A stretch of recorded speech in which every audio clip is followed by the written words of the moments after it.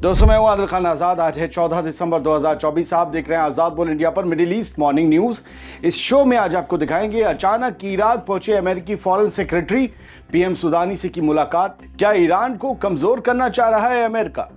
दमिश्क के दरवाजे पर पहुंची इजरायली फौज। दारा रीजन में कई गांव के लोगों को दी घर से ना निकलने की धमकी। एर्दोगान बोले बशर के सपोर्टर्स के लिए सीरिया की जेलों के नजारे होंगे सबसे सही जवाब।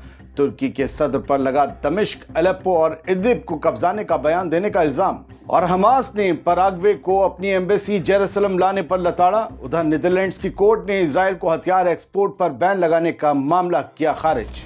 चलिए करते हैं शुरुआत। काफी कॉम्प्लेक्स थी ना हेडलाइंस, उससे ज्यादा कॉम्प्लेक्स हैं खबरें। मिडिल ईस्ट में हालात तेजी से बदल रहे हैं। सीरिया में बशर रेजिम का खात्मा हो गया। ईरान पर हमले का खतरा मंडरा रहा है। इराक में आईएसआईएस के हजारों दहशतगर्दों के घुसने के आसार जताए जा रहे हैं। और ऐसे में अमेरिका का फॉरेन सेक्रेटरी, आप कह लें विदेश मंत्री, अचानक बिना किसी तय प्रोग्राम के इराक पहुंच जाता है तो सबके कान खड़े हो जाते हैं कि आखिर चल क्या रहा है बॉस। हालांकि अखबारों में खबर कुछ यूं छपी, क्योंकि आपको डिटेल देनी पड़ेगी। हम भी वहां नहीं हैं, आप भी वहां नहीं हैं। अखबार ही हमेशा एक इंफॉर्मेशन का सोर्स होते हैं। मीडिया आजकल सोशल मीडिया हो गया, लेकिन अंदर की खबर ऑफिशियल मीडिया को मिलती है। खबर यह है कि अमेरिका के फॉरेन सेक्रेटरी एंटनी ब्लिंकन ने पड़ोसी मुल्क सीरिया के फ्यूचर पर बातचीत करने के लिए इराक के वजीर आजम मोहम्मद शिया अल सुडानी से मुलाकात की।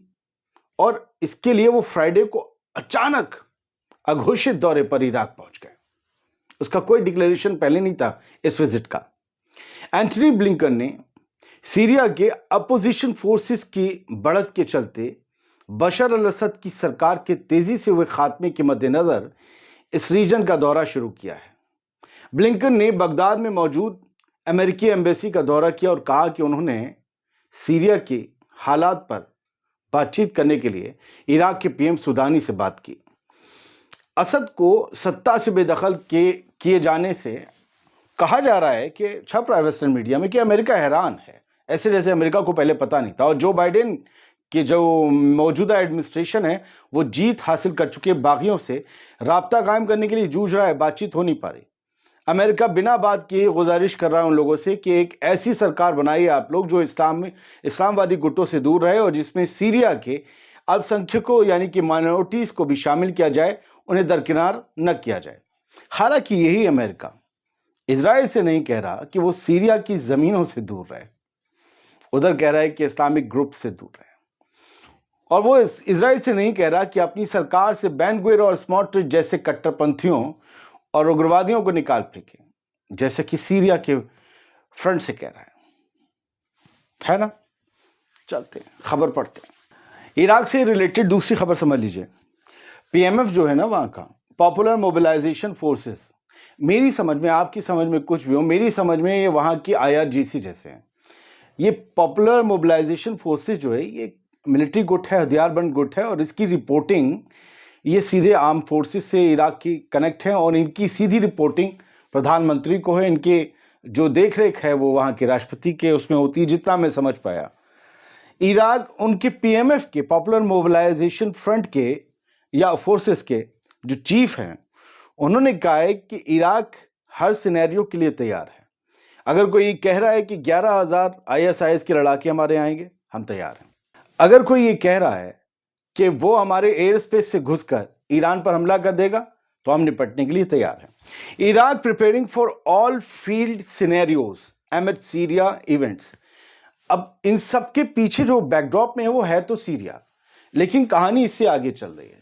कहानी इससे है कि इराक को अनस्टेबल करना है, क्योंकि इराक ही वो वाहिद मुल्क अब बचा है जो ईरान के डायरेक्ट सपोर्ट में है, जिसकी हुकूमत भी मिलजुल कर चल रही है। ईरान और इराक का जो इतिहास रहा हो सद्दाम हुसैन के वक्त में, लेकिन आज इराक सबसे बड़ा साथी है ईरान का। दोनों की सरहदें मिली हुई हैं। सीरिया से जा चुका है। ईरान का जो कंट्रोल था आईआरजीसी का वो खत्म हुआ, बशर के भागते रूस भी भाग गया। तो इराक को ईरान में नहीं खोना चाहता। और इराक भी जानता है कि अगर एक बार हमारे यहाँ उथल पुथल हो गई तो वही डमी सरकारें बनेंगी जो अमेरिका बनवाना चाहता है।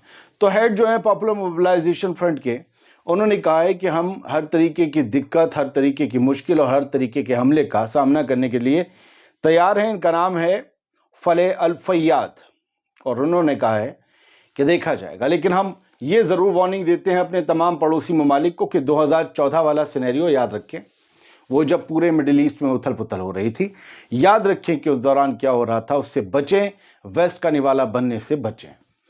چلیے بڑھتے ہیں آگے۔ جیروسلم پوسٹ کی ہیڈ لائن ہے IDF troops reach Damascus doorstep uncover Syrian military weakness.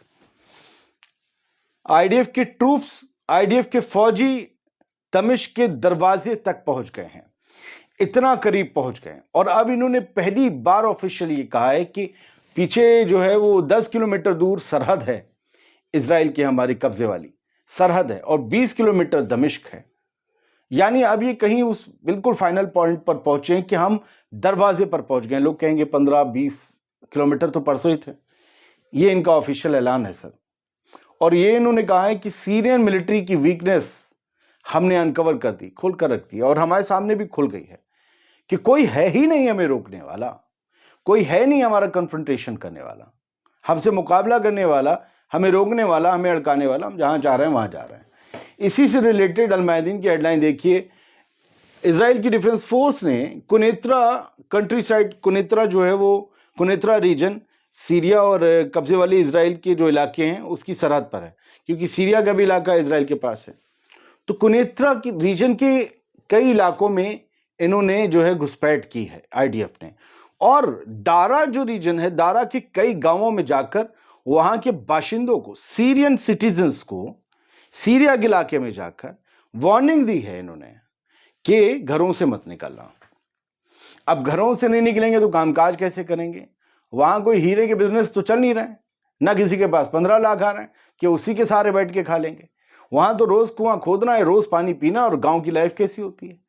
اگر سب گھر میں رہیں گے تو پھر وہ کیا کریں گے؟ وہ بھی کسی اور سیف علاقے کی طرف بھاگیں گے جہاں انہیں گھروں میں قید نہ ہونا پڑے۔ آپ اس پالیسی کو، اس سویٹ پوائزن کو ہلکے ہلکے سمجھنے کی کوشش کیجئے۔ فی الحال یہ بتایا گیا ہے کہ اسرائیل کے ٹینکس کنیترا کنٹری سائڈ کے کئی علاقوں میں راتوں رات گھسے، اور یہاں پر ایک گاؤں ہے خان ارنابا، یہاں پر بھی گھسے، اور کہا گیا ہے کہ کنیترا کے کئی اور گاؤں میں جا کر بھی انہوں نے وارننگ دی، ساتھ ہی دارا میں وارننگ دی کہ گھروں سے مت نکلنا۔ سر ایک اور انر کی ہیڈ لائن ہے، وہ یہ کہتی ہے کہ اسرائیل نے سیریا میں قریباً 500 ملٹری سائٹس کو نشانہ بنایا ہے۔ 500 ملٹری کے اڈوں کو یا سائٹس کو، کہیں ان کے ہتھیار تھے، کہیں کیا تھا، کہیں میزائل تھی، کہیں ویپن دوسرے ٹائپ کے تھے، کارٹیجز تھے، کچھ بھی تھا، سب کو نشانہ بنایا، ایئر ڈیفنس وغیرہ سب۔ 500 ملٹری سائٹس، پوری بیک بون جو ہے ڈیفنس کی ختم کر کے رکھ دی اسرائیل نے۔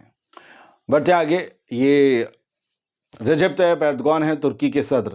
انہوں نے کہا ہے کہ جو لوگ بشار الاسد کے سپورٹرز ہیں، وہ بشار الاسد کی جو جیلوں کی تصویریں اور ویڈیو سامنے آ رہے ہیں جس میں حیوانیت اور بربریت کی گئی ہے لوگوں کے ساتھ، کہ لوگ پاگل ہو گئے ہیں، انہوں نے سالوں سال بعد سورج کی روشنی دیکھی ہے، ان ویڈیوز کو، ان تصویروں کو دیکھ کر بشار الاسد کے سپورٹرز کو عبرت لینی چاہیے، اور یہ ان کے لیے سب سے معقول جواب ہوگا۔ Scenes from underground jails best response to Assad supporter. اب اس میں یہ سمجھ نہیں آ رہا کہ وہ یہ دیکھیں کہ تم جس کو پوچھتے تھے، تم جس کو مانتے تھے، کندھے پہ اٹھائے چلتے تھے، تم جس کو آج بھی ہیرو بتا رہے ہو، وہ بشار الاسد کتنا بڑا جلاد تھا کہ اس نے لوگوں کے ساتھ، انسانوں کے ساتھ ایسے کیا۔ وہ کون سے دین کا ماننے والا تھا جو انسانوں کے ساتھ ایسا؟ سب تو غلط تھے، وہ تو صحیح تھا نا، تبھی تو تم اسے مان رہے تو وہ اس نے کیا؟ یہ لگتا ہے کہ ایردوان یہ پوچھنے کی کوشش کر رہے ہیں 1 2، یا تو یہ سیدھی دھمکی دے رہے ہیں ان لوگوں کو جو بشار الاسد کے سپورٹرز ہیں کہ تمہارے لیے بیسٹ جواب یہی ہوگا کہ تمہارا حشر بھی یہی کیا جائے۔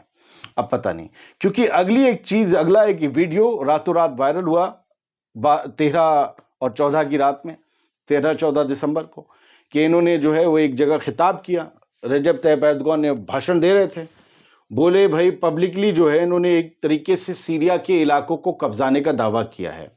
میگاٹرون نے تو یہی لکھا क्योंकि इनका एक डायलॉग है जो हर जगह हो रहा है वायरल।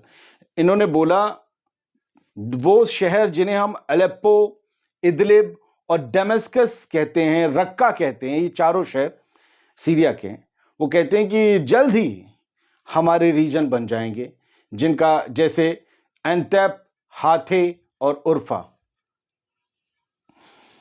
तो लोग कह रहे हैं कि ये कब्जाना चाह रहे हैं, असली कब्जा तुर्की करना चाह रहा है सीरिया पर। क्या मुमकिन होगा कि सरहदी इलाकों को इजराइल कब्जा ले और ये बड़े बड़े शहर जो हैं ये तुर्की कब्जा ले? हालांकि एर्दोगान को कई मुकाम पर बड़बोलापन का शिकार इंसान कहा जाता है, लेकिन फिर भी खैर हम गज़ा आते हैं। गज़ा में मस्जिदें जो हैं वो पूरी तरीके से बर्बाद हो चुकी हैं। कल जुमा था तो आप देखिए कि गज़ा के अस्पताल में खड़े होकर, ख़ास तौर से नॉर्थ गज़ा में जहां सब कुछ तबाह, मिट्टी का तिनका जो है वो पलट चुका है, वो कमाल अदवान हॉस्पिटल बचा है, तो वहां पर अजान दी जा रही थी कल जुमे की। सुनिए, महसूस कीजिए, इस अजान में शायद आपको दर्द सुनाई दे कि इनके पास अब मस्जिदें भी नहीं बची, घर तो बचे ही नहीं थे। अल्लाहु अकबर, अशहदु अल्ला इलाहा। हमारे आपके आसपास जो घरों के मस्जिदें हैं, उन्हें अगली बार देखिएगा तो खुश होइएगा कि आपके पास मस्जिदें हैं। इनके पास मस्जिदें भी नहीं रही, लेकिन आलीशान बनेगी, शानदार बनेगी इंशाल्लाह, हमें यकीन है। हमास ने मजम्मत की है पैराग्वे के एम्बेसी अल-कुद्स लाने पर। पैराग्वे एक देश है लैटिन अमेरिकन, और इन्होंने अपनी एम्बेसी बेवजह में खुजली मची, इन्होंने टेल अवीव से उठाकर जेरूसलम में शिफ्ट कर दी। वो एक कट्टरपंथी सोच है। अब चूंकि अल-कुद्स जेरूसलम पर तो विवाद है, वो यूएन के, वो ना फिलिस्तीन को मिला ना इजराइल को मिला था जब बंटवारा हुआ, उसको कंट्रोल करना था यूएन को, क्योंकि दोनों ही इसे अपनी दारुल हुकूमत बनाना चाहते थे। आज भी फिलिस्तीन की दारुल हुकूमत ईस्ट जेरूसलम है और ये पूरा का पूरा चाहते हैं। वो जेरूसलम कहते हैं हमारा है, कुद्स हमारा है, फिलिस्तीन का है ही है, फिलिस्तीन का। ये कहते नहीं जी हमारा कब्जा है। और ये अब वहां पर एम्बेसी, जब इतना ज्यादा डिस्प्यूटेड इलाका हो यूएन के पास, ये फिर कैसे? सिर्फ नेतन्याहू की गलती नहीं, इसमें तो गुनाह पैराग्वे की गवर्नमेंट का भी है। यूएन में क्या इनकी मेंबरशिप को रद्द किया जाएगा? एक आसान तरीका है इन्हें इनकी औकात याद दिलाने का कि तुम हुकुमदुली तो नहीं कर सकते। ये सब चल रहा है। इससे पहले अर्जेंटीना वाला जो शख्स है वो भी अपनी एम्बेसी उठा कर ले गया, तो खैर पूरी तरीके से डच कोर्ट रिजेक्ट्स, नीदरलैंड की कोर्ट ने रिजेक्ट कर दिया उस मामले को, उस केस को, जिसमें इस बात की अपील की गई थी कि इजराइल को जो नीदरलैंड से हथियार जा रहे हैं या नीदरलैंड के थ्रू जा रहे हैं, उन सब पर बैन लगाया जाए। प्रो पैलेस्टीनियन ग्रुप्स ने ये मांग कोर्ट से की थी। कोर्ट बोला नहीं नहीं नहीं नहीं, हथियार तो जाने चाहिए। हथियार कैसे? ये तो हमारे मुल्क की पॉलिसी है, मुल्क की पॉलिसी है, उस फॉरेन पॉलिसी में हम जो है वो दखल नहीं कर सकते, लिहाजा हथियार जाने पर बैन नहीं लग सकता। खैर, अगला शायद वलवला जो है वो जॉर्डन से उठ सकता है। जॉर्डन में ज़बरदस्त तरीके से जुमे को लोग सड़कों पर निकले और फ़लस्तीन के हक़ में उन्होंने आवाज़ उठाई, और जॉर्डन में उन्होंने फ़लस्तीनियों के लिए, आवाम ने जब आवाज़ उठाई तो अपनी हुकूमत को बुरा भला भी कहा कि ये गलत है कि आप अभी तक उनका साथ दे रहे हैं। बहुत बहुत शुक्रिया। सलामत रहिए, खुश रहिए।